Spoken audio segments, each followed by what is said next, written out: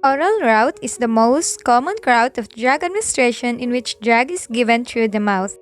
The first step is to check physician's orders and finds the corresponding medication tickets. To know that you are giving the right medication to the right client as ordered. Check the client's MAR. Going to assess the client medical administration record. Name, address Mabuhay, room number 31, bed number 2, physician, Dr. Torres. Date of admission, April 27, 2021. Doctor orders, give paracetamol biogesic 500 mg, 1 tablet every 4 hours as needed for fever per RM. The client has no allergic reaction, no restriction for food or fluid, no report of renal failure and recent surgery. The next step is to arrange the tickets in order in the medication tray. This to save time and effort. The third step is to wash hands and observe for infection control. To control the spreading of microorganisms. The fourth step is to bring requisite to preparation area.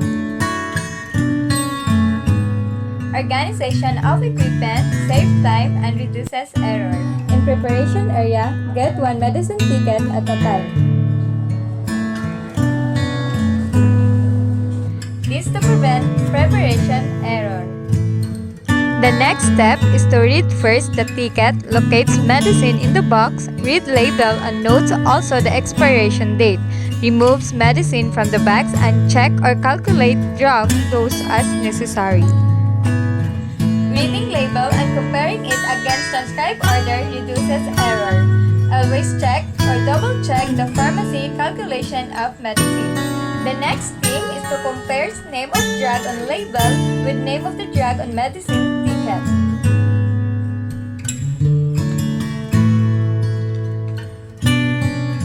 The next step is to prepare the liquid in a glass. Shakes bottle if necessary. Mixing liquid suspension just before pouring ensures that the correct amount of medication, not just the solvent, is measured for the right dose. Next, removes cap and places it upside down on the counter. This to prevent contamination of inside of cup. The next step is to hold medicine glass at eye level. This to allow the measurement of the small amount. Next, place thumb on prescribed level and read it on the lower meniscus. This to prevent spilled liquid from dripping and soiling label. Pours the exact amount of medicine prescribed into the medicine glass. This to ensure accuracy of measurement. Prescribed amount is 10 ml.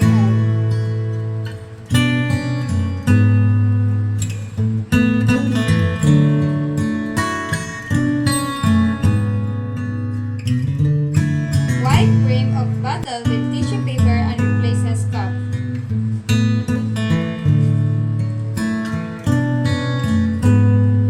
This to prevent contamination of contents of bottle and prevents bottle cap from sticking. Next, preparation for tablets, pills, and capsule. A. If in a bottle, gently shakes the prescribed number into the bottle cover.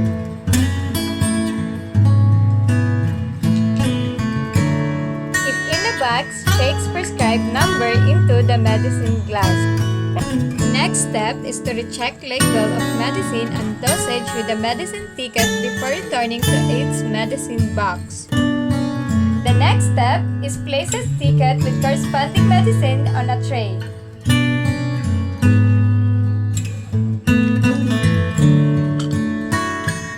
Paracetamol biogesic 500 mg. Paracetamol biogesic 500 mg. They are matched. The next step is to place the medicine in separate container. This step reduces error and prevents interchange of the drugs. The next step is to keep the medication ticket and the drugs at all times. This to reduce error. The next step is to present your prepared medicine to your CI for the checking. Excuse me, ma'am, can you check the medication I prepared for my client? Thank you. Transport light at all times for the client's safety. The next step is to identify the client by asking his name or checking the ID band on his hand against the medication ticket. Hi sir, kamusta ka sir? Sir, ako na si Teacher Salso, student nurse from the University of Mindanao. Sir, pwede ko ba bawalan sa mong pangalan? Sir, kanang tanaw na ko yung ID band ha. Salamat sir.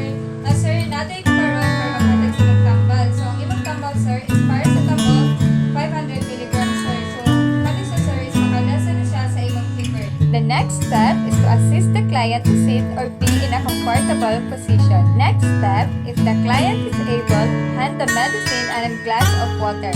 However, if the client is not able, assist the client to drink his medicine. Sir, inom mo na ni mo ng tambal, sir. Open your mouth. Inom mo sa tubig, sir.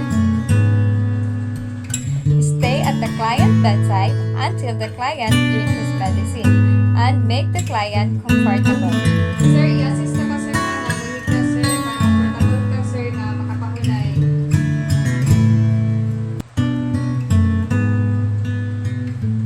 Sige, sir. Okay na ba ka, sir? Sige, salamat, sir. Next, returns medicine tickets to the place provided for them and to show that medicine has been given to keep them in the right place.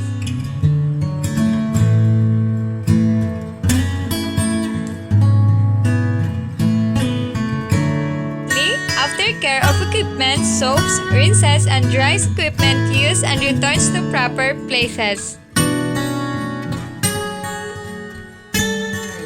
Lastly, after the care, document the procedure before and after